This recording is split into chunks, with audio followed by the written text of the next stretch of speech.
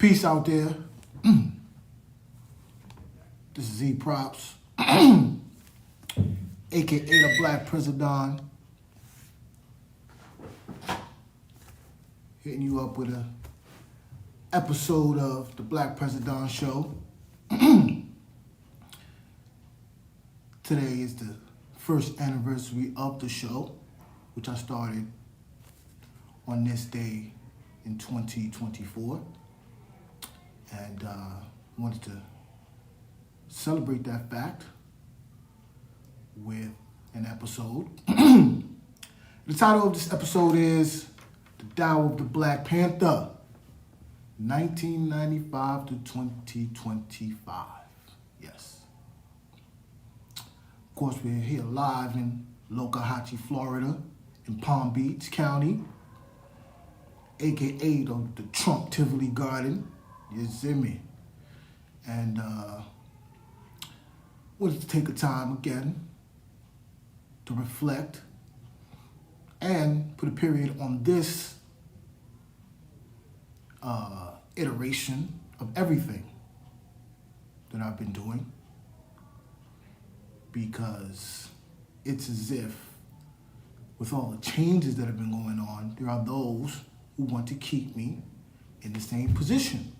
Almost like, oh, did shit change? Oh, we didn't know. Oh, so we have to untangle ourselves from this Gordian knot, which is why I came to Palm Beach in the first place,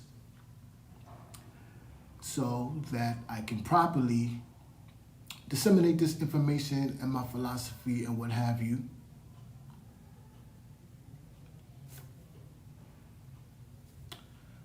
So I could properly disseminate this information and what have you. That was a hater. That's the funny part. If you just see me raise my hands, because I had to give a middle finger to a hater who just passed by. Perfect timing to let you know. It will let you know. So, now, of course, as usual, we have the writtens. We have some artifacts here, some books. But we rely on the freestyle. Reason why we rely on the freestyle, because the freestyle, we're always thinking anyway. So relying on the freestyle is like relying on myself in any event, which we constantly harness this connection, because we believe this connection is to the divine source, divine intelligence. So we harness that. But of course, proper preparation is always recommended. So we were preparing. So we have a couple of notes that we're gonna get into, right? And as usual, we go from past to present to future in order to prove the point of the title of the episode. To show and prove. Speaking of showing and proving, today we're building and destroying with our wisdom and overstanding.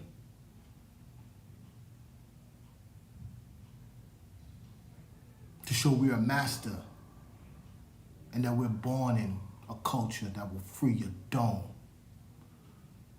We do that just for a mental exercise, just to show. But you know, we're our own entity with our own philosophy that we've developed. And that's what we want to start to disseminate this version of it. And we want to give you a taste today. And today's a significant day. Shout out to all the rips out there in Brooklyn. I will say that because there's so many people who want to project onto them, but don't have the real story. And I do. I'm living it right now. And the fact that I don't have a platform or don't share a platform with other people to do so is indicative of why things are in total chaos, specifically in New York. While I came here to Lokahatchee, aka Lassahatchee, land of the turtles, that's what that translates to. And what did I do? I came to the land of the turtles with my home on my back. You get it? The turtle has his home on his back. I came in with the home on my back. My home, which is Flatbush, Brooklyn, New York. Not Flatbush, Haiti. Not Flatbush, Jamaica. Not Flatbush, Trinidad. Not Flatbush, Panama. Flatbush, Brooklyn, New York. You guys seem to always forget that.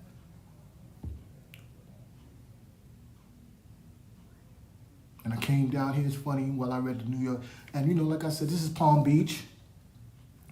You know, I read the paper still. I was looking at the Times where they were discussing the corruption lawsuit, the latest one, levied against people who were affiliated with the mayor. And they were saying something to the effect, see, I tried to get the quote before I got on, something to the effect of how the fact that all these corruption cases are hitting up the mayor, not specifically the mayor, but though his entourage, belies the it says something to the effect of the muscle and the can-do innovation of the New Yorker.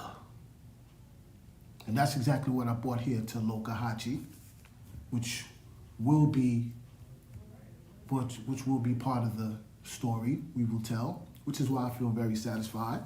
And why I must chill to relax and get shit situated properly, because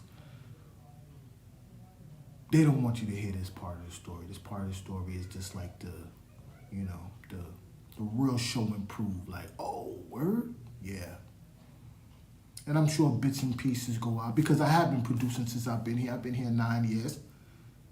The video I dropped by BlaccPreZ, that dropped while I was here. I finished the Flatbush Movement radio show here. I dropped freestyles while I was here, including last year, 96 bars on Get Money, instrumental. Updated the blog here. Tearing y'all ass up on Facebook and Twitter here. And that's just what you see on the internet.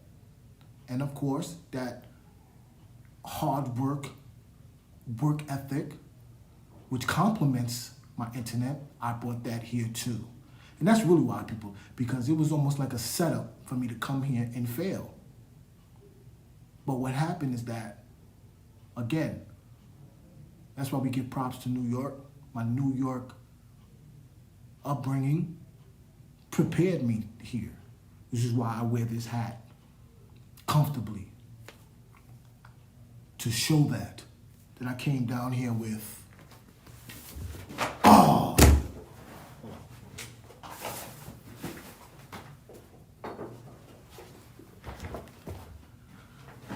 that I came down here with what? The Yankee way. Latest book on the New York Yankees. That's what I came down here with. Double entendre, because you know the West Indian, Caribbean people, when they want to try to denigrate you, they call you a Yankee boy. You're a Yankee. You know what I'm saying? So I had to come, until they want to be down, of course. Now they want to wear Knicks jerseys, but before that it's all Jamaica, or Haiti, or Trinidad, and then all of a sudden we are from New York. I'm from New York. Me. I came down here with the Yankee way, shown and proved. And that's why we've developed a companion to the philosophy which I developed. Hip-hop as African religion, African culture, in the vein of other post-Atlantic slave trade cultures, which I developed and continue to develop here. But then I also developed a companion philosophy, the Tao of the Black Panther, which I began speaking on in the last episode, in the sense of how I was explaining how I was having a further connection to Chinese astrology philosophy by way of martial arts, which had begun when I started the radio show. Not begun, but went to a next level. That's what I was explaining. And since the episode, which that episode was the last, that was what, 2 weeks ago? No, the 8th, July 8th, it keeps going, which is why I wanted to speak about it now, because it's like a period. It's never a period, but we want to stop now, and I want to tell you how, where I realized that, and I know I didn't speak on this, how my philosophy as hip-hop as African religion has been working in tandem with my development as a martial artist. You get it? So while I was connecting hip-hop to its Western, if you think of ancient Egypt, at the midpoint, the west, going west, would be towards, of course, Nigeria, right? Guinea, Senegal, West Africa, which in turn brings you to Haiti, etc. So connecting it to those post-Atlantic slave trade religions, I was taking it west. But then simultaneously, I was taking it east. See, we're not conditioned to think that Eastern philosophy is also originated from ancient Kemet, which I knew, but I didn't, again, that was the more of a passive connection I was making. While the hip-hop's African religion was more of the aggressive, like, yeah, boom, you got the drums, boom, but that's like, well, the Eastern philosophy was more the meditative, oh, this is ancient Kemet too. And now I realized that I was always doing both,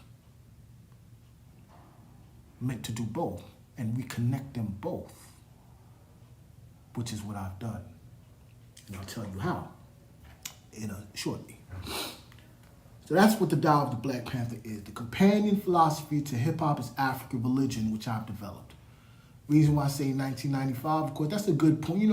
It's always difficult to start a play, but 1995 is a good point, because even in my own life, I see that that's when I started doing things conventionally Western. People believe that denote you're becoming an adult. I started college, got my first job. Summer before though, 95. But 95, of course, is a year that has lore, which is why that bum ass dude, I ain't gonna say your name, you so cool. You just like, oh, you had a show called the Class of 95, The Roots at the Roots Picnic. You weren't significant in 1995, Questlove and the Roots.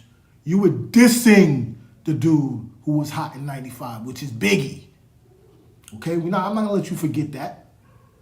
You see me? Now, so 95, and then that's when I first started going to the club too. So that's why 95, and a few other significant things happened in 95, which is also similar to how, there's certain aggressive aspects I could look at and say, well, in 95 I was rapping and that, but then there were also things that I was involved with that were passive in my life. And I see 95 too, specifically as far as technology, something that I don't speak on as much, but I'm familiar with, and this is also why I must take a break insofar as the podcast. Because in 95 was also one thing that I was conscious of then, which was Windows 95 was released. And I remember how I used to look through the manual Windows 95. Because like I like to say, my father was a person, he was into computers. And we don't want to give him no credit, you know what I'm saying? Because he never wanted to share his fucking computer.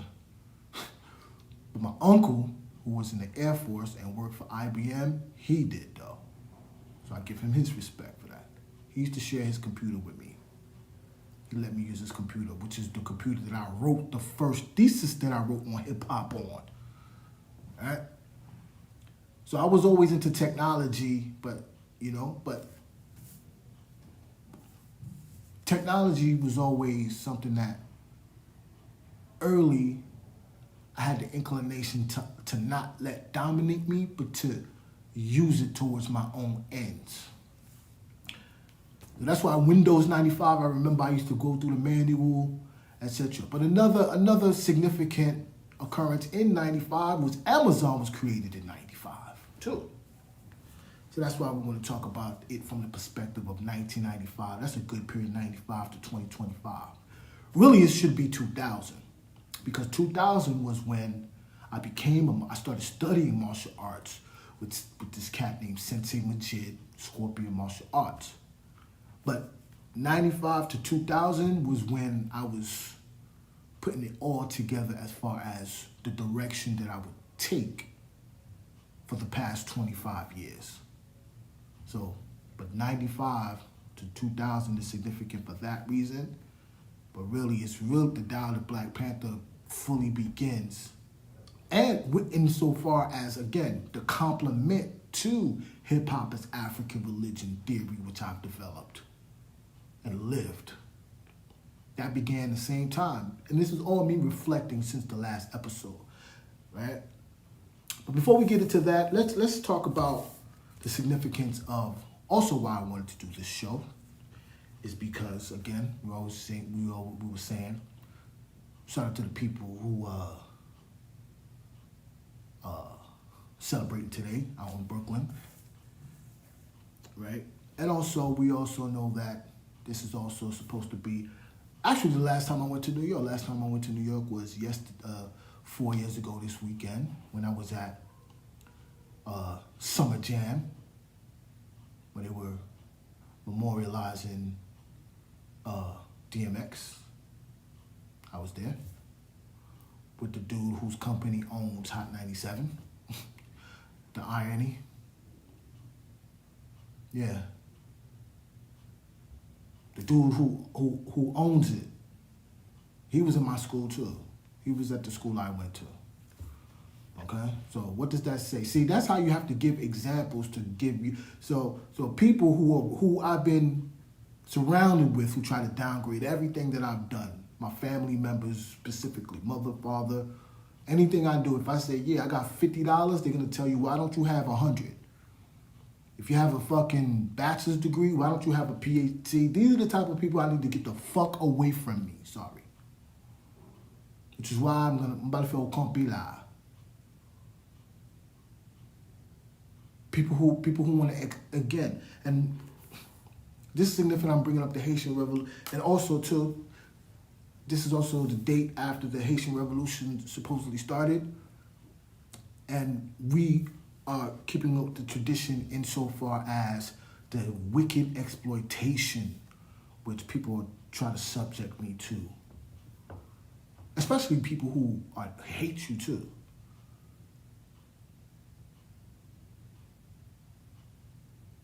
You toil, your hat looks like this, but they tell you, fool means crazy, this. Meanwhile, you're on my nuts, you biting on my style. That's mostly my peers. It's like the people on Facebook.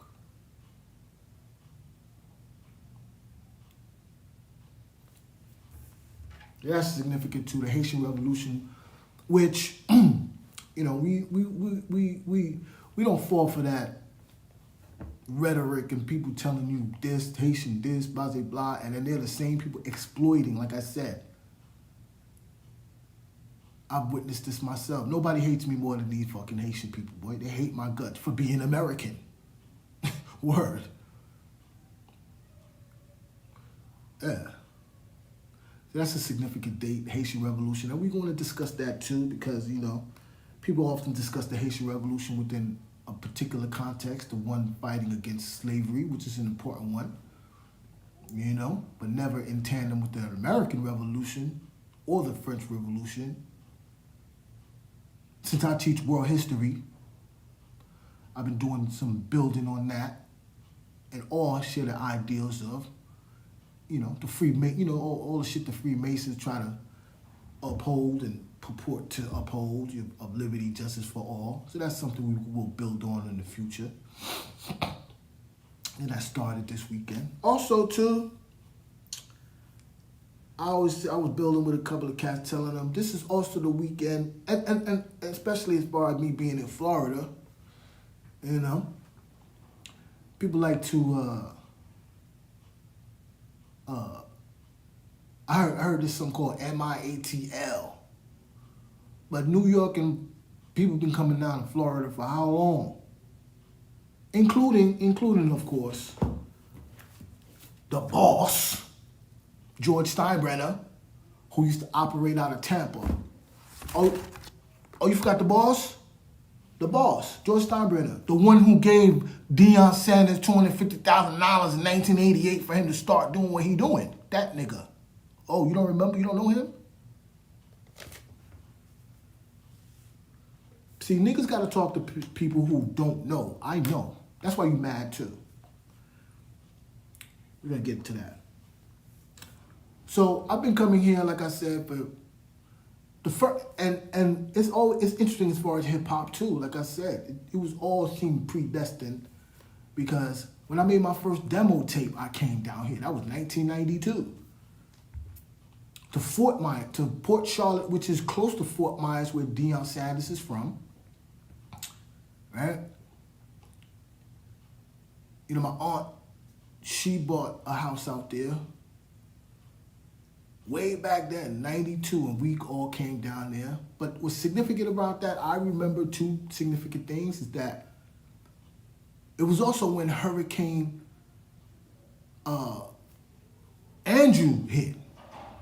Yeah, and I remember my grandmother and my grandfather, we went to visit one of my grandmother's friends from Haiti, in Little Haiti. 1992. And there's a picture too. And that's what I want to say this too. Nous même quand voit les photos, ou même, mal dit non. Toute photo m'gagne yo, m'besoin tout. Parce que nous même c'est on gâte nous yé, et puis t'allais mourir là, et puis on a dit comme ça nous ou pas sous bon nous tout. I had to give a little message to these people who have my pictures. But there's a picture, I seen it. I'm wearing all red in front of the lady's house. That was 1992, Hurricane Andrew. And it's also significant too because Bobby Brown came out with his album, the third album. They probably counted it as a second because they didn't know his first album. It's like they do that with Mobb Deep a lot too. They always say Mobb Deep's second album, The Infamous, was their first album. That was their second album. Mobb Deep's first album is called Juvenile Hell. I Had It. So Bobby came out with his third album, a classic that people don't speak about. Probably the last hurrah of Bobby Brown and Teddy Riley, actually. It got buried. I definitely feel like they buried that album because they didn't want to pay. They knew that, I feel like, see, these niggas are smart, like the record label. See, they already have you in a bad contract. The way they pay you, they got to pay you up front after your album does good. So I'm sure he got paid a lot for that album because the first album, the second album, Don't Be Cruel, did so good, he had to get a lot of money. He had to get bread. So they probably made sure that it didn't blow up as much as it could, or they just were being cheap so that they wouldn't have to pay him the next go round as much. Yeah, I definitely think they did that to him. Or because they knew eventually they wanted a New Edition, another album they don't speak about, the New Edition reunion album, and they would have had to pay, I know they paid a lot for that album. But how many entities is in that? So they don't talk about that album. And that album came out, and it's funny about that album too, that was the first CD that I got. I still have it. And then this bum tried to trick me, show his mentality. He tried to make me buy the CD, and then he was gonna make a tape for me and then give him the CD. You hear this? These are the type of people that's been around me for 30 fucking years. These type of people who look to exploit you, try to exploit my Haitian family, specifically my grandmother and grandfather, because that's what they did. Until a house, they built a stadium, then everybody back. And like, oh yeah. But it's just like George Steinbrenner, like I like to say. In the 80s, they hated George Steinbrenner, bro. They say it in the book too. Shout out to Brian Cashman also, who took the LSAT and worked for UPS, kind of like the God. I worked for UPS when I got here too. Yeah, because see, we blue collar. See, I'm a blue collar intellectual. But we're not blue collaring for people no more. You sit back, your stomach mad big, you watching me on YouTube, and then you hate at the same time? Nah. Anyway. So it's similar to, the trajectory of me and the New York Yankees is very similar. I was born when they were winning. And then when they started winning again, I was winning. When the dynasty hit in the late 90s. I could tell you the whole story, but the point I'm saying is that, and even the parallel of the boss, my grandfather, they called him boss, even though they were making fun of him. Allegedly, that's what I hear. One day he was like, yo, I'm the boss, and they started calling him that. But they had a grudging respect for him. Grudging. But they wasn't revering him like that. They hated that. I'm not going to say they hated him. But for me to see certain people, he dies and they're making fucking Zooms of him, you're a piece of trash. And at the same time you hate me? How? You hate black Haitian people. You just call him cochon noir. Used his house to come to New York and leave. Everybody left. And then when you found out all of a sudden the house that you left was valuable, now everybody want to try to get close to the legacy that he left, that you didn't believe in, except for the people who fought for it, including my uncle. But he's a hater too, because he knew I was the golden child. And this story's going to be told, because that's where we are now. My vision. You're living in my vision now. And we're going to make sure you know that. While we tell the story of the Dow. They hated the boss, George Steinbrenner. Just like they hated my grandfather. Also, today is, of course, one of the days I believe that Hurricane Katrina hit landfall. That's significant to me too, because that's when the money from the house, my grandfather's house, we got in 2005. And it's funny too. Let's take a trip back to 2005, see? And this is why we're fighting now. Again, how people they see something coming and want to turn around and act like it's them and steal legacies. And then what's happened? It's exploded in your face. And then now I'm here. I'm going to make sure that I, the person who believed and worked, take advantage and till the land. I'll give you an example of this book right here by Jeff Chang. It's the irony too. It's called Can't Stop, Won't Stop. That's the perfect example of how people talk shit about Puff Daddy, but steal his catchphrase, can't stop, won't stop.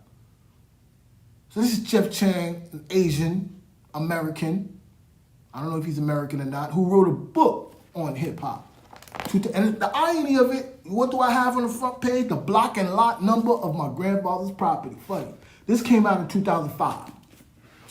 Of course I had it, and guess what? I was at the book signing too. It was in New York. I was there. Because that's what the God did. That's what I used to do. That's what I'm saying. I knew long time ago to stay within the scholarly, intellectual realm of hip hop as a black person. But they've hated on it, the non-black people. They have. They all know who I am. Like I said, I was in college with them, went to school with them, since how long? But it's become an envious thing. Like, oh, he's a scholar and he's a rapper? See, because they always like to have the mythology of Nas, the ninth grade dropout, and he not the one who was intellectual, who was on their level. And again, I'm not gonna be the person who's gonna downgrade being an intellectual, because that's stupid.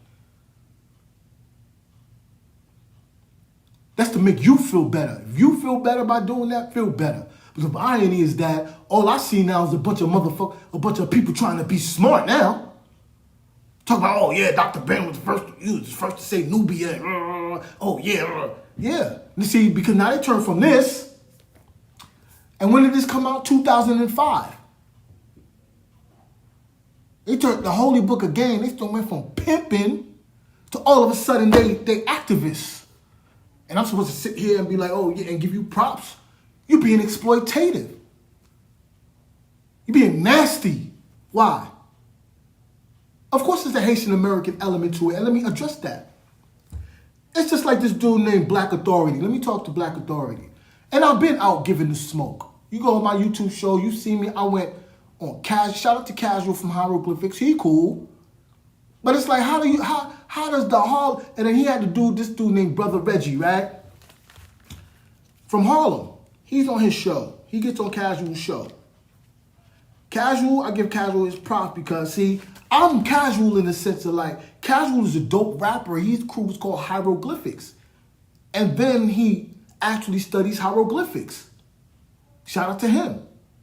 But how is it that he's from Oakland and you people from Harlem know him, but me from Brooklyn, you don't know me? How? No, you do, but you want to be a fucking hater. That's wrong. I rebuke that. And so has the universe. So I was on Casual show, and then a dude named Brother Reggie comes about. He's like, yeah, you know, tries to refute what I said, which is the fact that I have lived the Heru myth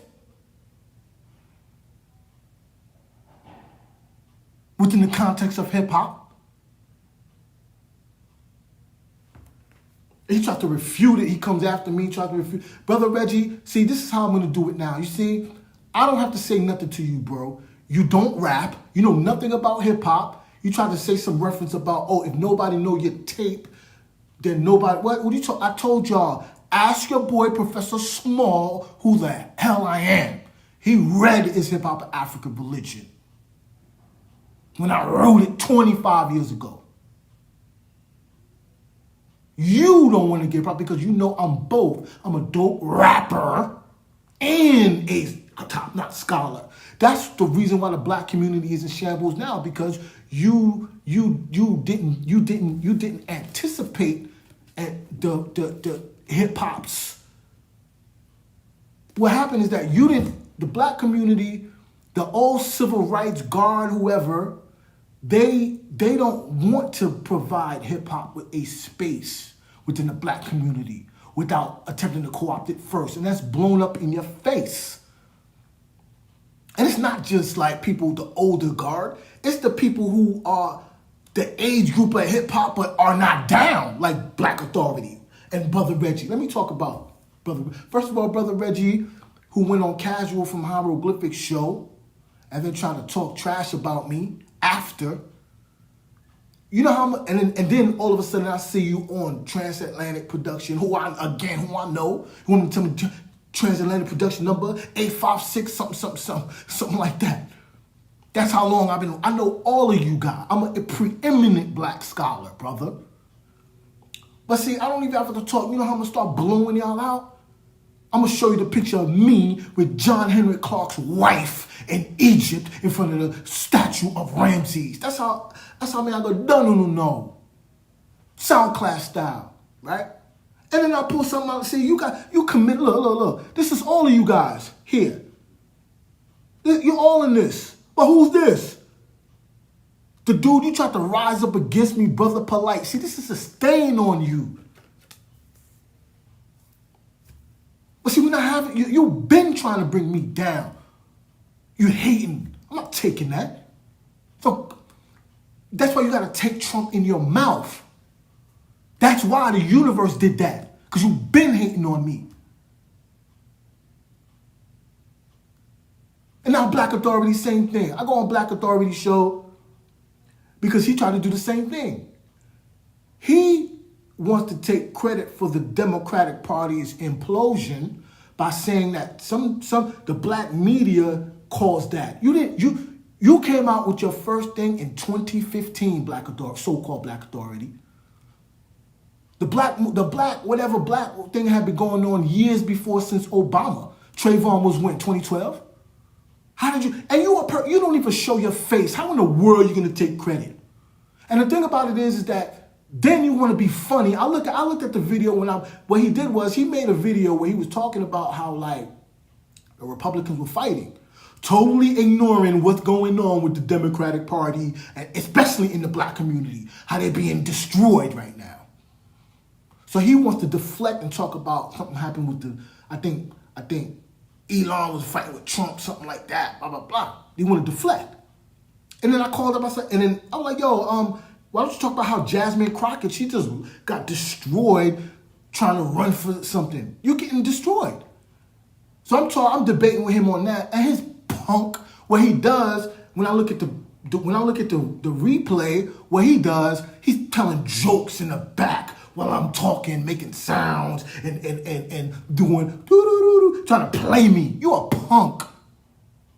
And then when I leave, he's saying, yeah, oh, get the hell off my phone. What? You trying to play me? But let's see what happened after that. You know what happened after that? Theo died. That's what happened after that. You see, that's what it is. I'm Theo from the Huxtables. I'm the one in the library right now as a black man while people cutting people in the face, selling crack. I was going to the library. And then now you want to turn around and talk about, oh yeah, the black America did this, blah, blah, blah, blah. And then you want to try to play me like I'm supposed to stay here and take that? No, God's going to handle that for me. And shout out to him too. But see, that just goes to show you, you've been ignoring that. That's why. You've been ignoring that. You've been feeding the black community trash. Now that you see it's too late, where everybody tired of the shit talking, everybody tired of, and what's the companion to that? So Theo died, and guess who died? D from What's Happening. Perfect example, because people tired of the you running your mouth being nasty, and we supposed to think like that's some type of black girl magic. We don't want to hear that no more. Haitian, American, black, this, we don't want to hear that. That's exactly why they gave you Trump, because Trump don't care. The other Republicans, they'd be flustered if you start going, oh yeah, he don't care. Because he know how many years you've been bigging him up on rap music. That's why. He doing you a favor. If I was him, I would have played every song that I bigged up. You big me up and shut you the hell up. And then you want to try to play me. I was cooking Black Authority. He was running his mouth, right? Black Authority goes, this is how I cooked him. I'm like, yo, you don't even show your face. He's like, oh, the Bilderberg doesn't show their face. I pulled out the Bilderberg book like I was pulling out my nuts and put it in his face. I went like this. Oh, you mean like this? What you talking about?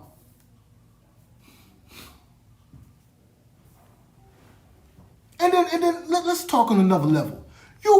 And I know you read you got Eldridge Cleaver. Let's talk about that. It's funny about that because, again, I'm a preeminent scholar. You put Eldridge Cleaver up probably because I wrote about it in one of my Instagram posts. One of my Instagram lyrics when I be dropping. Just like I know you stole the shit when you be talking when you speak about, when you say something, some type of vocabulary, and you be like, look it up. You got that from me, reading my Facebook posts. You don't have that type of style. That's why you don't show your face. You're a corporate dude. You don't have a street style. You don't have a hip hop style. And you just like Tariq the nigga who made an album called Wash Your Ass. Hip hop is from New York. Black Americans wasn't fucking with hip hop like that. Why don't any Black American artists from the 80s rap? They hated rap. Prince hated rap. Michael Jackson hated rap. Luther Vandross, does he rap? Now you want to change the style, you want to take it over. Well, you can do that to other people. You can't do that to me. I'll cook your ass. And I know Blacc. Exactly. You want to put up Eldridge Cleaver. Again, I'm reading it. Listen, that book is 60 years old. I'm just skimming through it. Eldridge Cleaver is talking about how in that book, he's talking about how the liberal is how the communists co-opting the black struggle. 60 years ago. And then the dude who wrote the preface to the reintroduction, Ishmael Reed, he's saying that. But that's the thing, you don't want to evolve. So everybody, that's why the black community looking crazy right now. You don't want to evolve. I evolved. And I suffered for it. That's why you think I'm going to sit here and let you people turn around and all you people who all of a sudden talk about, oh yeah, the Republicans was right, oh yeah, the black me. That's bullshit. Kakalapali. Nobody. Like this bum ass nigga, Haitian nigga Raj Joseph. What's up? From Karen Jean-Pierre all of a sudden is independent, to Randy Weingarten leaving the Democrats, to this bum Raj Joseph, a Haitian dude who can't even speak English. All of a sudden he Republican. Suck out to the mumma. I did this. Me. I don't even care. Trump don't even have to fuck with me. I walk around this like easy. Cause I paved the way. But you think I got scars on my face? I did all this. Went to other paths for y'all who hate me? I do it for the kids. And the kids the kids know. But you won't play me. You're a punk. Black Authority. So you got Eldridge Cleaver. So I'm looking at Ishmael Reed. He's saying that. He's talking about how the liberals use the Black Panthers. Out of a preface 30 years ago, but you want to put up Eldridge Cleaver. You want to go to the thousands of times.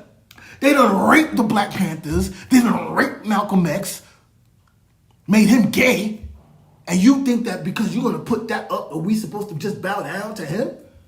We don't know. Like, even in the book, Eldridge Cleaver, what is he? And then you want to say, oh, B1, Black Authority, this, Black American. And in the book, Eldridge Cleaver is dissing James Baldwin in favor of Ames Césaire, who was from Martinique, who had a concept called negritude. I'm just skimming through it.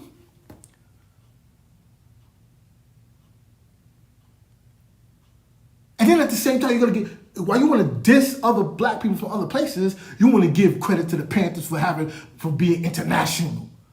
You want to say, oh, Haitians or whoever, they ran from their country, but then don't say that Eldridge Cleaver, he ran his ass to Algeria. You're weak. That's the Black Authority, so-called, hiding your face. Word. In any event, that's what we want to talk to, we want to address. The fact that, you know what, that's a good segue to the Tao of the Black Panther, the evolution of the concept of black politics, culture, economics, that the old black people been fighting against, which is why you got destroyed by Trump. Yeah. And I embody that, but I'm not putting a cross on my back for nobody but the God E props and the people down with me. Especially if you were a lazy coward. You co-opt the Black, and first of all, the Black Panther started in Lowndes County, Alabama. You should know that. Everybody want to be a Black Panther and talk about the fact they pulled out the guns at the Capitol building against Reagan. Don't talk about breakfast program. Don't talk about electoral politics. Don't talk about the fact that Huey Newton went and got his degree. Don't talk about that. But anytime you want to fucking make black people feel like you about something, you motherfuckers all of a sudden talk about the Black Panthers and shit. And you hide in your face. It's like that light-skinned nigga Jared Ball. Like, nigga, you a professor, you a soccer mom professor someplace, but then you the most radical Joyce Jackson fighting against shooting the judge ass nigga. That shit don't work no more, bro. You gotta have the Tao. And let me say this too about this concept of the Tao of the Black Panther. I made a comparison. Again, this all stems from and we're going to get to this, the development of my philosophy in tandem with hip-hop as African religion, and how it began with my realization of Chinese cycles and how they relate to me being a martial artist, how I've been studying martial arts for 25 years now. And I made a comparison to certain aspects of Chinese culture with ancient Kemetic culture, including the Tao and Mod. I want to correct that. Mod has to do with behavior, specifically as far as truth, justice, and righteousness. Now the reason, and having balance with that, and also because there's a mythology that states that your actions will be weighed against a feather, so they have to be balanced, and they use a scale in order to denote that, right? Now that's a general, now that has to do with behavior. The Tao doesn't necessarily focus just on behavior. There's a Tao in anything. It's called the way. So there could be a Tao of, like there's a book called The Tao of Physics. It's a way, it's a balanced way in all things. That's why I say much the Tao of the Black Panther. You move with balance. And the Tao of the Black Panther, again, that's the tandem, that's the, it's a philosophy of balance in and of itself, but it's the balance to the hip-hop as African religion concept, which I came up with. Or developed, rather, to balance the Western aspect to the Eastern aspect. And that's how it revealed itself to me. Now let me show you how. Because again, that's how we doing it. We don't, and that's why they hate the people at large. Because when I'm gonna give you, see, these niggas be on YouTube running their mouth, don't have no type of real life companion. See what time is it? Yeah, I can't see. Okay. To their philosophy. I do. Now, before we get into that, how I came up with how it revealed itself to me lately, we also want to, so we talked about this weekend being significant as far as the Rips, the Haitian Revolution, Hurricane Andrew, Bobby Brown's second album, Hurricane Katrina, which is the context, and we want to define context, which if you see my Kickstarter, which niggas raped for the concepts,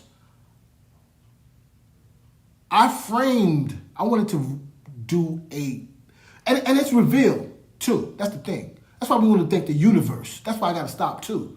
Because as much as people feel like they've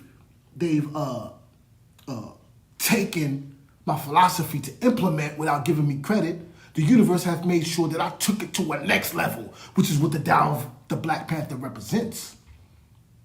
So thank the universe for that. But we don't even want to be giving people anymore because it's exploitative. Now, also, today is also the birthday of Kobe Bryant. Shout out to him. Perfect example. You niggas was shooting in the gym with me. You wasn't. You see, I have to walk around with people, oh yeah, oh, he crazy, you had a hat. And then now all of a sudden when you see it, see that's what happened. I do my thing, and then the circumstances of the world change to fit what I'm doing, and you niggas want to act like it's not what you see. No, I'm gonna tell you. Oh, I told you, and I have all the paperwork to show you too. And also this weekend, I think in the next few days, was as we bring it back. And watch me say this, and then some punk is gonna steal it. Watch them reissue the movie now. Watch. Let me tell you. Watch. Which kind of began this process for me. It's the 30th anniversary of arguably the best hip-hop film I've ever seen. I know I've seen it in the theater because when I saw it again, I was like, I've seen this. And I know, and you know, I'm not a VCR person like some people I know. So I know I've seen it in the theaters, probably in Kings Plaza, and that's the film The Show. The Show, great hip-hop film.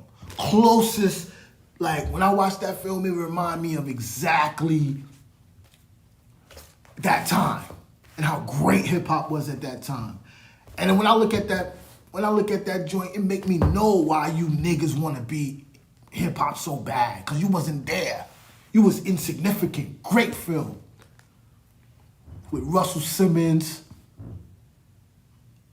Death Row with Dre and Suge, the DPG, Biggie and Puff.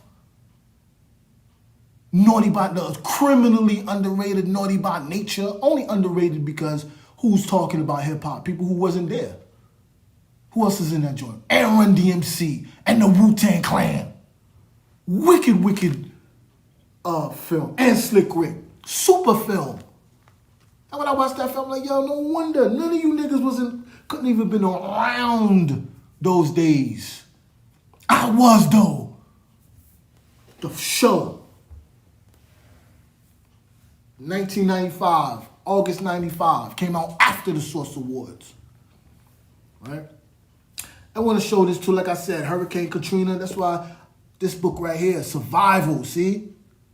Written by, and this is Lieutenant General Russell Honoré from New Orleans with a French name. Wow. Wow. Yeah. So keep talking like you want to convince people that of you want to try to create some type of momentum for yourself by picking on certain black people. That shit ain't gonna work. Look at it, blew up in your face. Tariq Nasheed, Black Authority, blew up in your face. Keep talking, calling people tethers and all that. You made a mistake. You didn't see the two things. You didn't see hip hop as a multi-ethnic coalition. You didn't see the evolution of black culture. But you're stupid. Your girl keeps going to Jamaica. Why she keep going to Jamaica? See, no, you want everything. That's the thing. See, this is what happened. The black American who still wants to be the motherfucking the lackey of the white man. You love the white man. So you're mad at the Hispanic. You're mad at the other black people around. But you want to steal and do it. So while you calling people, so that's why this whole all of a sudden Ross Baraka and Jasmine Crockett they're defending ICE. That shit ain't work.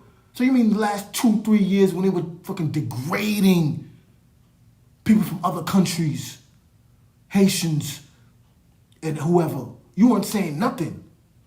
And then now we're supposed to believe because you want to build a hype. That's what they call that.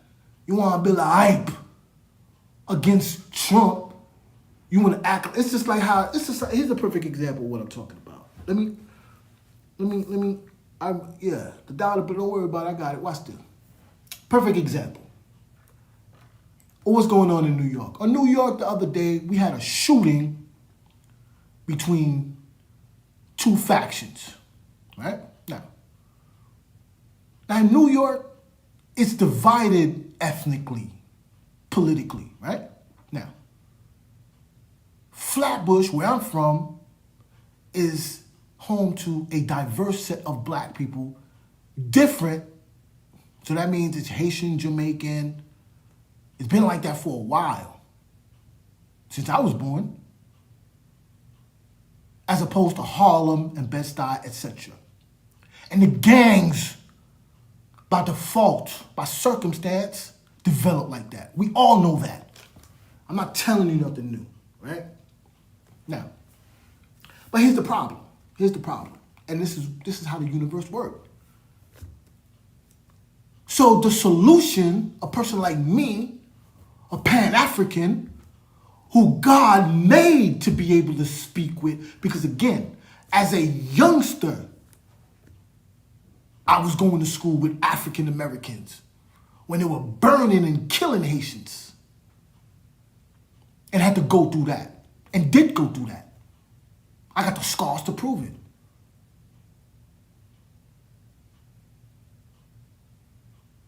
So when everybody hated Haitians, I was the person that was around all the other people. While the other Haitians were hiding or could huddle up with each other. I didn't have that circumstance. But it's almost like because I fucking did. But what happened is that like it's like almost like because I survived and manifested musically, niggas hate more, which is why you don't see me with any type of position within the government in relation to the black people in the Democratic Party in New York. It's no, they don't know me. How do I know how is it that my grandfather, again, the boss, owned property that built the Brooklyn Nets? I went to Brooklyn College, graduated with a fucking master's degree, know Yvette Clarke, the head of CBC, the head of the Democratic Minority Coalition, Hakeem, Eric Adams. I know all of them, and they all know me. None of them offered to work with me. Why? Fucking jealousy. That's why. But see, here's the thing about it. So while that happens, you don't allow me, who became a substitute, also went all through the city, spoke to all type of niggas. But what happens? Gang violence, because there's no voice that could quell it. Because you want to be the voice to keep your position. But what's wrong with that? You know who gets sacrificed? The young people, especially the young immigrant Haitians and what have you. And that's where the Haitian community becomes complicit too, because Rodney Bishop, head of the Haitian Democratic Party, again, wants to conserve her position, but rather than work with a person like me, an indigenous native New Yorker who can speak to the Haitian community, the Jamaica community, whatever, tries to bring me, ostracize me, which I didn't need anyway. But that's wrong. So then now there's a shootout between the folks, an African American gang, and then a Haitian. He was fucking Haitian. His name is Saint Louis. Where are you? You're hiding.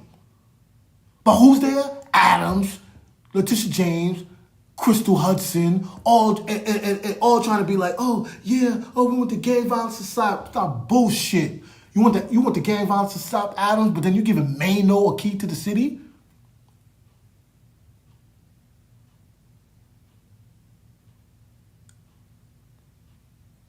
You want the gang violence to stop, but then you giving contract to G-Mac of blood? And that's not even your fault too, because Rodney Bishop and Farrah Lewis, the Haitian Democratic Council, you wrote that grant for Shanduke McFadden, who they on his ass for he's getting paid, criminals, but who are terrorizing Haitians, you facilitated to pay him to stop gang violence, and then he gets indicted for smuggling scalpels in Rikers Island. Only forget Bonald.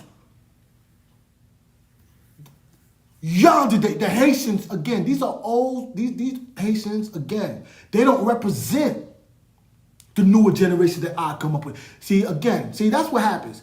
It's the same with barbecue, Rodney Bishop, Rod Joseph, Montpala Avenue. You see, people they try to project someone to be the face of a movement. That's why Rod said, why after that shootout with two Haitians, with one of them was Haitian, one of them who died named Saint Louis, he's Haitian. You look in the paper, they talk about somebody named Marie Desir, Haitian. It's on Franklin Avenue. And guess what? I used to work at the school that's on Franklin Avenue. Mega Evers, nigga. They don't know me. Everybody knows me. But why didn't you empower me? Because again, jealousy and hate. You want to conserve your position, but look how you look. You got smashed. That's the problem. You put your own career over what's good for the people. That's why y'all niggas getting destroyed. And you can say you're not getting destroyed because look how you jumping shit. Randy Weingarten, she jumping shit. Same thing. 40% of the kids between 3rd and 8th grade can't read in New York. Why? Because why would they want to empower, baby, a guy who raps with a master's degree who went to the #1 high school in New York? Oh no, don't empower him. But then motherfucking Harvard has hip-hop institutions, and then they have vocabulary. They design all of these things about hip-hop and curriculum. So many not-for-profits, people going to the Olympics talking about hip-hop, but don't empower me? You're wrong. So eat that Trump. Now, So that's a perfect example. See, they're fighting now. So Rodney's who they made head of the Democratic Party in Brooklyn because they want to keep herding the Haitians into the polls to vote Democrat, which they've been doing for 30-something years. That's what it's about. Patrick Gaspar, who used to work for Obama, Rodney's. That's what they're doing. It's so ironic that even the dude who got shot and killed, St. Louis, one of the dudes who wants to keep that same, oh, we're the ones who control the Haitian community's vote. We control the Haitian community. His name is St. Louis, Macaque. Rodney, nobody knows who Rodney's is. They projecting her on the Haitian community to be the voice. She's not, nobody knows her. Who knows her? You think all the people of Labor Day know her? You think they know her? She don't rap, she don't do nothing. What would she be known for? Same as the dude, Rod Joseph. Rod Joseph won't lie me. He's an army dude out here. They just arrested, see, and that's the irony of it too. They arrested a dude out here named Bulos for facilitating gang activity in Haiti, allegedly, which is straight political. They know everything everybody been doing. So now Rod Joseph, who wants to run for office here in Florida, who was a Democrat who just turned Republican in 2024, he's on Haitian radio trying to make it look like, oh, it's him. He's the one who's freeing Haiti. Nigga, nobody don't know you, Rod Joseph. Pas même parler anglais, man. You don't even speak English. Nobody know you. You can't be Sheila McCormick. You don't even know Sheila McCormick's name. Well, see, I know. She's the congresswoman that he wants to go against. She got her seat after a dude named Alcee Sterling lost. You see, I know. I'm going to do that shit. See, they don't know that there's an internal fight within the Haitians, left and right, which I'm spearheading, which is what created the Papa Doc personality. Which created the Papa Doc personality, which I fused hip-hop wise and politically on a level they can't touch. Now, but they're sacrificing these gang people. So you mean to tell me Vlad TV, all of that, how does Chef G, a Crip rapper from the same area, how does Trump know Chef G, get him to speak to Chef G, but Trump don't know me? They don't want to give me a platform. Maybe because they benefit off this gang violence. Chef G lives, who's Chef G? Little nigga. Now he's going to go to jail for 5 years. After what? It's all good, you know why? Because Vlad TV, the Russian, has how many videos after he exacerbated the beef between his gang and the folks, which just had another shootout. See, the black community, that's what happened. You never had the courage to go to talk about that. How some people did. Shout out to C. Dolores Tucker. But that was 30 years ago. The rest of you niggas, after Jay-Z or whoever got rich, you know what y'all niggas started doing? Going like this. Al Sharpton. You said, fuck it. Because it don't really affect you. You stay in you come to New York to do your National Action Network on Saturday, and then you fly back to the South. I'm the one who had to deal with all that. Me. I'm the one who be on Linden and Flatbush in the library. How many years? Walk up Flatbush from the whole shit, from Empire to Kings Plaza, and Fulton from Court Street to Quincy. In Far Rockaway. What you talking about? But you couldn't give me a platform? Why? Because I was shine too much? Because you can't rap? And guess what now? You have to deal with Trump now. Simple. Simple. That's what happened. put a cross on my back. Nah, hell no. It's not like that even in my crib.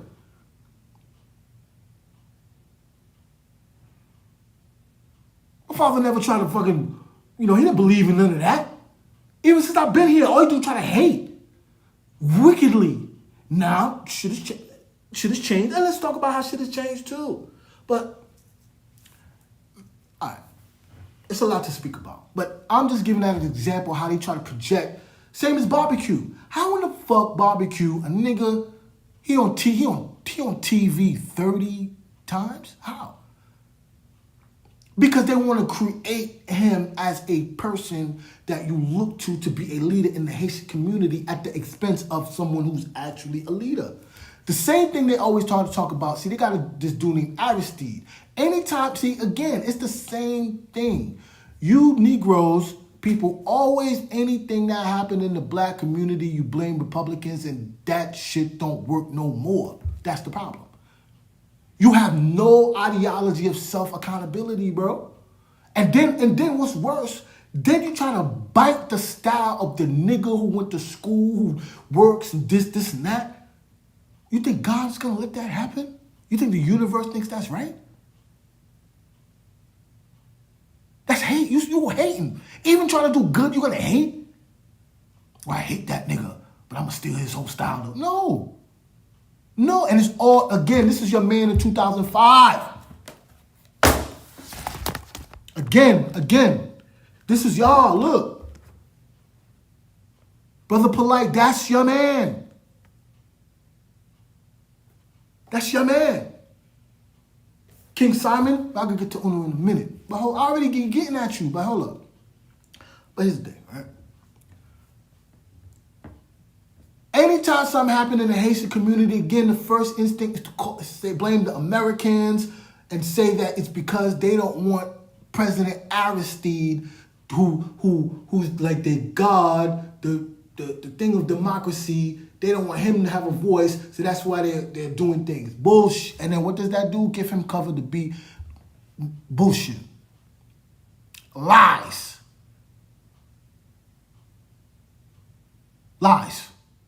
You went to, again, but at the expense of who? The people. And that's cool. I can't talk to everybody, but guess what? Here in the United States of America, I damn sure could expose you. It's the same thing as how, listen. But that's what I'm saying. And it's wickedness. How is it that?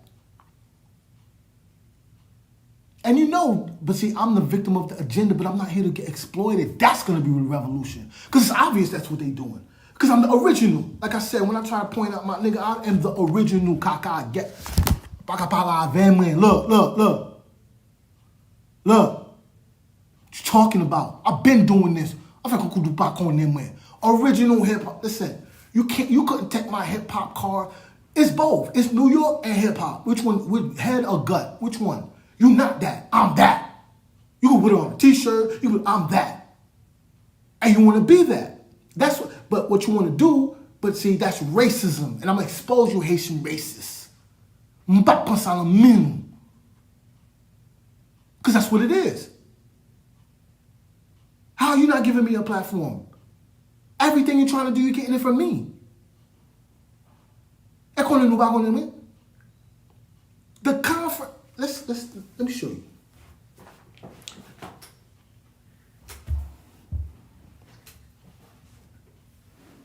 This is how it got revealed to me. So let's dovetail like this. Like I said, the Don with the Black Panther is a philosophy in tandem with hip-hop is African religion. Now, when did I come up with hip-hop is African religion? It was something always bubbling up, okay? I started to develop it, I would say, in the year 2000. Influenced by the fact that that's what I was studying. I'm a black scholar. Not just black, I studied black culture, politics, culture, economics. And then, as hip-hop was developing as a discipline at that time, I was able to incorporate that and develop it. And that's where that hate comes from. That's what I'm telling you. That's why the older niggas is mad. It was something that they know that no matter what, I'm the embodiment of it. If you live something, all that hip hop is something you do, hip hop is something you live. I'm that.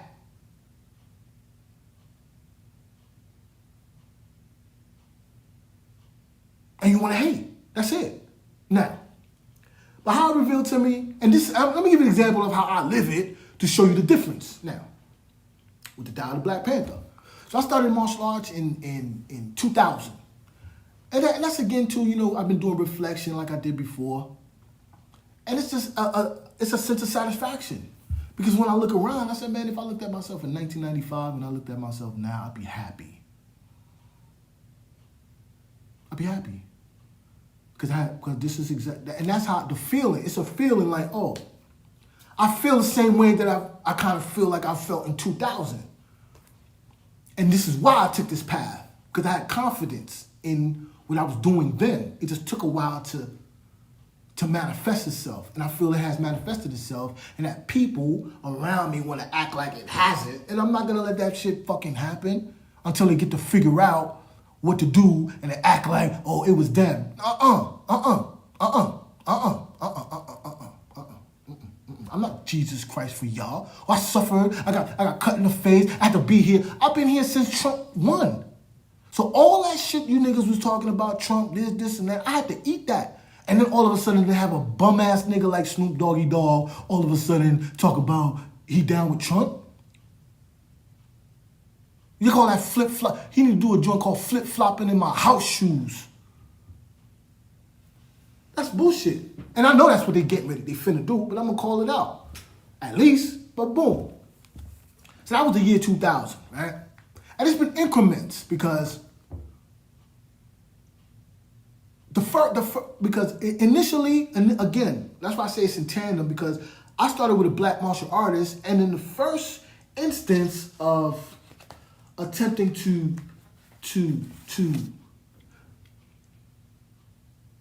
frame hip hop, I was doing it simultaneously because I was in my last year undergrad, etc. Right? Boom. So the first instance was exposure to capoeira, because that's their mythology. And that's the thing too. I've read things which is that the slaves developed it, capoeira, which is a martial art from Brazil, capoeira, and how they developed the martial arts in Brazil, blah, blah, blah, right? So that concept was already in my mind, right? That concept was in my mind. It, along with, even though, again, I don't want to give a shit, but, because again, it's the same thing. These old black niggas be fronting, but I used to study this thing called Metal Netta at a spot called Asar Set, right? Bought the book, along with Muada Ashby and others. So I don't want to give him all the credit.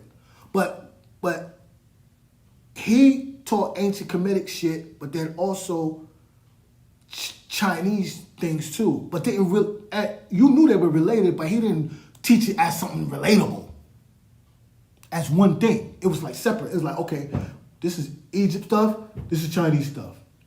And then they're kind of related. So you didn't look at them as that. But again, the concept was bubbling over in my mind. So I say that to say. And then through martial arts is where you get into really the thing that the concept which unites both, which is meditation. Meditating. The ancient Kemetic philosophy, how you teach it is about meditation. And you know, Chinese philosophy, Chinese martial arts is taught with that incorporates that concept. As a matter of fact, today I did a class in Tai Chi where I'm at. Today. Tai Chi before I did this. So, but yeah, it's still, again, again, this is in retrospect. Even one time I went to check them, because the spot was around the corner from my crib, or saw a set. One day I walked in there, and then they were teaching, I went to a class for something else, but it was about the I Ching. I said, fuck it, let me learn that. The Chinese oracle, okay? Now looking back, I was predisposed to it because, number one, I went to a school with what? A bunch of Asians, Stuyvesant. That's what makes me say, oh,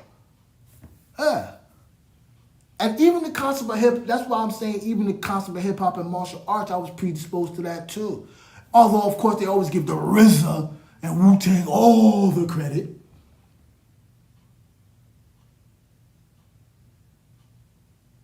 He gets all the credit. He's the only person who thought of that. You got just saw something by King Son where he was talking about how they, in fact, used to build with him, King Son, and how they began to develop the concept through him. But there's other people who, but that was always, but see, that era of hip hop focused a lot on mental stuff anyway. So all of these cats probably was reading these type of books and doing this type of knowledge, which is what brought them all together in the first place, that early 90s era of hip hop. I sincerely believe that. That cat's like Afu Ra, Jeru the Damager. I remember him calling himself a Taoist, which is a Taoist. So people used to kind of like have that concept. And I gravitated to, and I'm one of them. I had wanted to do martial arts, but I just didn't get to that level yet of actually taking classes or what have you. That's what I'm saying. It was a progression, right? But let me show you how. But to get to how it's all related, even the fact that again, like I said, I was in school with all the Asians in Stuyvesant. I've been showed you the first Wu-Tang tape. I had that joint.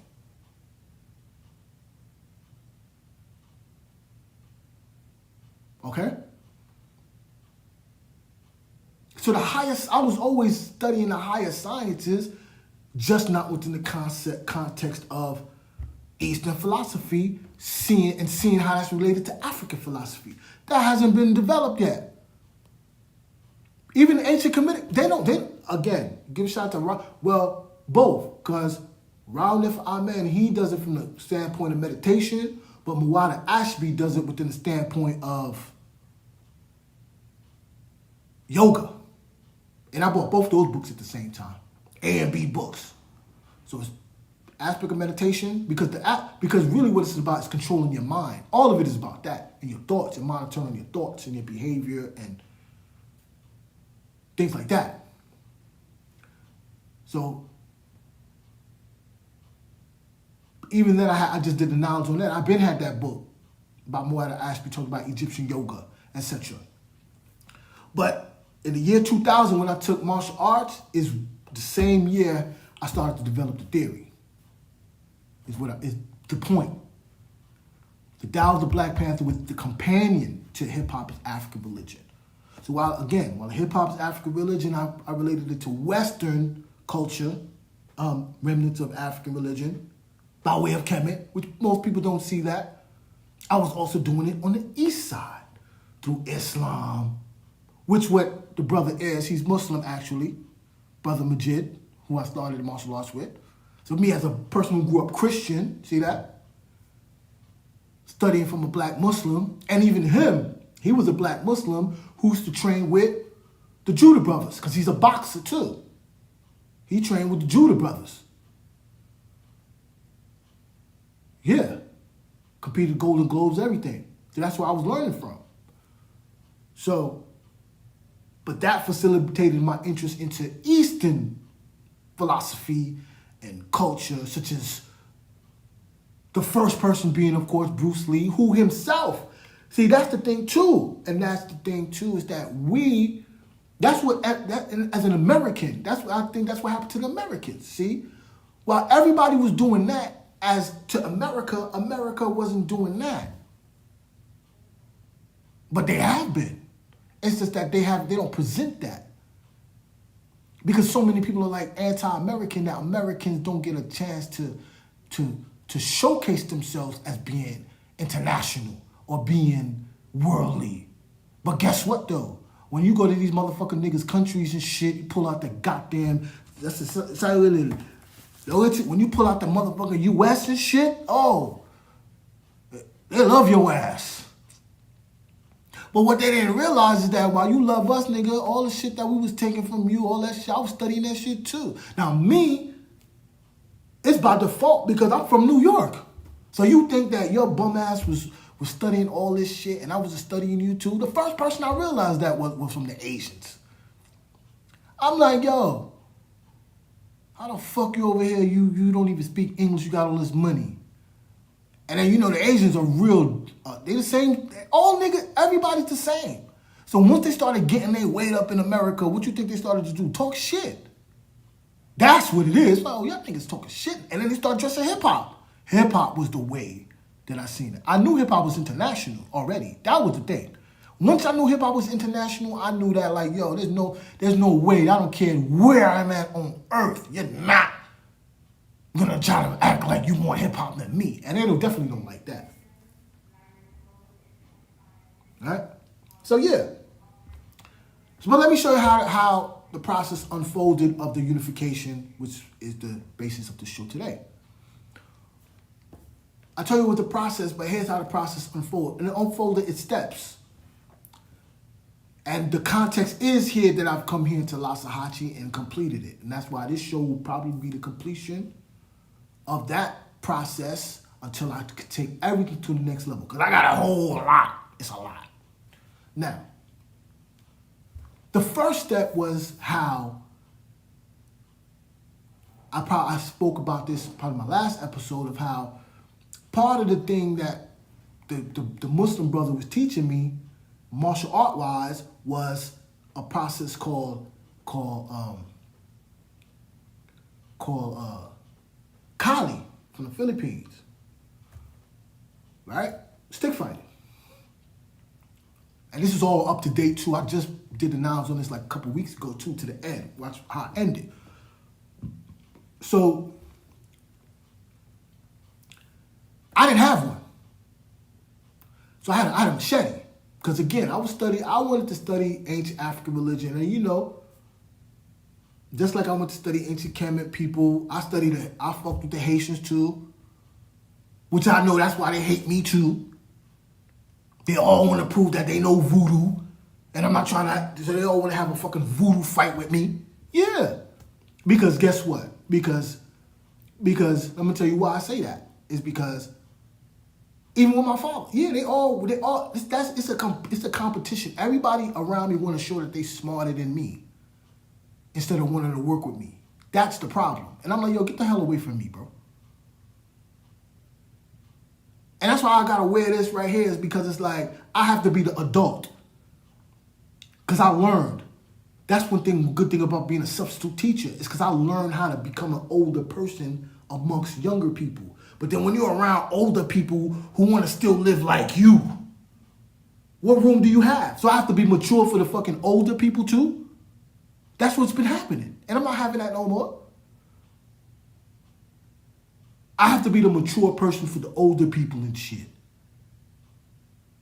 So you're using my youth to sustain your life? That's what's been going on with the older people in my family.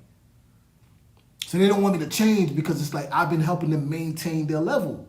But I want to enjoy my level at my age because I worked to get to this age and enjoy it in a specific fashion. Youthful and with wisdom. Which is where I am now. Which is what Eastern philosophy and all of these things teach you. But anyway, get back to what I'm saying. So I was always, so the problem again is because again, when the Haitians began to want to formalize their African spirituality as far as books and whatnot, they created a conference, a association called Kosamba, right? And I was there. But even when I was there, it was my homeboy's grandmother, because she's a voodoo priestess, right? She was doing like the invocation, but I was going to Brooklyn College. It was at Brooklyn College. And she was looking at me like, oh, what are you doing here? And they've always hated me for that balance of being an intellectual, but also a person of the street, so-called. Especially being that I'm black. I'm dark-skinned with a black consciousness. See, because they think that education denotes class, and class denotes color because the French-speaking Haitians, they're the only ones who had education. So who am I, a dark-skinned person who's being educated and shit? They don't like that. Anyway, so I was there, right? And so that's kind of like where it began too, because when I was there, I also was reading somebody who was speaking named Reginald Crosley, who made a book comparing voodoo to quantum physics, you see? So I always studied, that's what I was studying, just these things in particular, and then related it all to hip hop. Now, how I related it to Eastern religion, like I'm telling you, is through the martial arts. But that was the process. But I didn't see me doing the martial arts was in tandem with the recovery of Haitian culture, hip hop to African culture. I was doing it with martial arts too. And this is how I know. I'm telling you how. So I got the machete, right? So I used to practice the machete like I was practicing the Kali. Like I said before, come to find out, I was looking, but at the same time, like I said, like capoeira, I was looking for the Haitian martial art. Come to find out what it is, machete fighting. You can't make that up. And you know what it is? The Haitians probably knew that shit, but they wouldn't tell me. That's what's wrong with these people too. They don't like when your eyes start to open into their culture. I know the Jamaicans hate that shit. Oh God. The Jamaicans hate that a Haitian nigga know they shit. Because that's their advantage. They're sensitive to culture. And they rely, especially you being American, you being arrogant and look down on them and think that they're primitive or what have you, which is not all Americans too. Again, Americans travel and go all over the place. And white people want to know everything. The Metropolitan Museum, all that shit is in New York, bro. It's a general thing to think that people don't appreciate other people's culture. I'm not like that. I knew that. I knew not to look down on anybody, and you can learn from anybody. That's why I keep my hat like this, that's why I'm always, and that's why the sense of being blue collar, I got that from the Vatos. Because while you over here talking about shit, them motherfuckers is working, running up on your ass. But anyway, to further this, lately, to finish this up, what happened is that I was looking at the site which talked about the art of Haitian machete fighting, again, which is another thing that gets me upset, how all of these Haitian cultures, all these Haitian things are foreigners who are capitalizing off of it, but me, they won't even work with me and do a track, but they all know me. So when I'm looking at it, it says, yo, boom, look at the African, for more information, look at the history of African martial arts. So I do that. Lo and behold, I know the dude. Dude, he wrote a book called the Honor, Fighting for Honor, the History of African Martial Arts. I know him. How do I know him? Again, first, I got his number, everything. How do I know him? He was at one of the conferences that I did at the CUNY Graduate Center on hip hop as African religion. While I was on the panel doing the presentation, he was there. You see that? Yeah. So that made me see the realization of how I was simultaneously relating hip hop as African religion, East and West. And how did I bring it all together? Through that. How? Because if you look at, again, another dude who gets all the credit, BlaccPreZ1Don, he has a video, and what does he show? He shows African stick fighting in Kemet. You see? So, ladies and gentlemen, this has been the dial of the Black Panther, 1995 to 2025. I will have more to go. I hope this wasn't too sporadic, but there's more to come. Thanks for everybody out there. Thanks for the support. Peace.